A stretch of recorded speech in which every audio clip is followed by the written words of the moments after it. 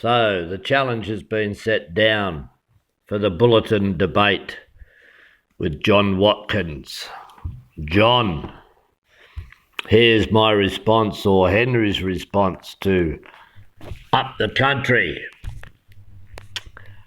I am back from up the country, very sorry that I went, seeking for the southern poet's land whereupon to pitch my tent. I have lost a lot of idols which were broken on the track, burnt a lot of fancy verses, and I'm glad that I am back. Further out may be the pleasant scenes of which our poets boast, but I think the country's rather more inviting round the coast. Anyway, I'll stay at present at a boarding house in town, drinking beer and lemon squashes, taking baths and cooling down. Sunny plains? Great Scott! Those burning wastes of barren soil and sand, with their everlasting fences stretching out across the land. Desolation where the crow is, desert where the eagle flies, paddocks where the loony bullock starts and stares with reddened eyes, where, in clouds of dust enveloped, roasted bullock drivers creep slowly past the sun-dried shepherd dragged behind his crawling sheep. Stunted peak of granite gleaming, glaring like a molten mass, turned from some infernal furnace on a plain devoid of grass.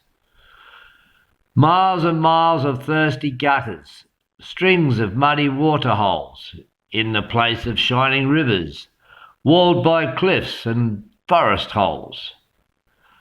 Barren ridges, gullies, ridges, where the ever-maddening flies, fiercer than the plagues of Egypt, swarm about your blighted eyes. Bush, where there is no horizon, where the buried bushman sees nothing but the sameness of the ragged, stunted trees. Lonely hut where drought's eternal, suffocating atmosphere, where the God-forgotten hatter dreams of city life and beer. Treacherous tracks that trap the stranger, endless roads that gleam and glare, dark and evil-looking gullies hiding secrets here and there.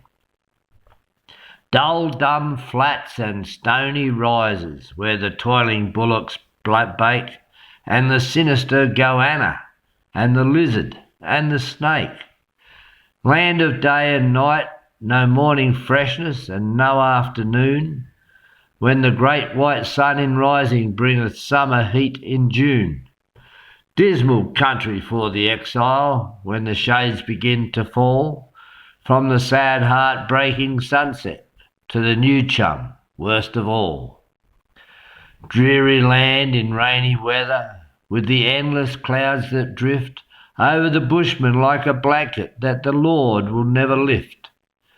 Dismal land when it is raining, growl of floods, and oh, the whoosh of the rain and wind together on the dark bed of the bush. Ghastly fires in lonely humpies where the granite rocks are piled in the rain-swept wildernesses that are wildest of the wild. Land where gaunt and haggard women live alone and work like men till their husbands gone a-droving will return to them again. Homes of men, if home had ever such a God-forgotten place, where the wild selector's children fly before a stranger's face. Home of tragedy applauded by the dingo's dismal yell, heaven of the shanty keeper, fitting fiend for such a hell, and the wallaroos and wombats, and of course the curlew's call, and the lone sundowner tramping ever onward through it all.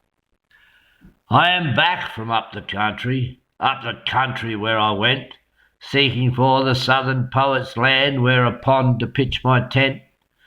I have shattered many idols out along the dusty track, burnt a lot of fancy verses, and I'm glad that I am back. I believe the southern poet's dream will not be realised till the plains are irrigated and the land is humanised. I intend to stay at present, as I said before, in town, drinking beer and lemon squashes, taking baths and cooling down. Henry Lawson.